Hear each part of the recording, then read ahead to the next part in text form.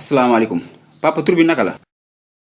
waaw mais boy yow te mën nuyu kilifa xanaa du ci magal gi nga may laaj. waaw maa ngi jégalu père maa ngi jégalu kilifa gi ñoo ngi siyaar. waaleykum salaam wa rahmatullah. yal na yàlla nangu ziar.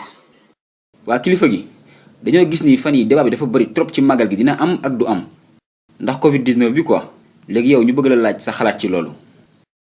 boy man coronavirus ci boppam laay bañ a dégg boy man damay magali de déggoo ma de magal gi damay dem Touba ba pare gàmmu ñëw ma ànd ak sama doomu nday xaali dem Tiwaawan mais nag damay respecté waale mesure barrière yi de sama bitéelu antiseptique laa yor fu ma toll di raxas sama loxo ni ñuy def comme que nee nañ coronavirus est toujours là. ah bon mais père yaa ngi défier ministre de l'intérieur de. boy waxuma la ministre de l'intérieur de mais président de la république sax su taxawoon ne ma Alaaji Suluxu Njaay doo dem màggal la ñuy xam maay kan gis nga kon su ma ko roofee galgal xamal li ngay wax de lii direct la.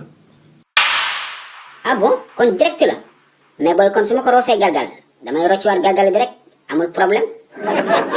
waaw moo gën a wóor de yaakaar naa parce que rëbës moom ins bi dafa tàng. mais boy yow man ba léegi sax déggoo ma tudd tur président rek laa wax ku la ni nekkuma di wax président Zimbabwe wala président Éthiopie. mais yow nekkoo Zimbabwe nekkoo Éthiopie yaa ngi Sénégal père.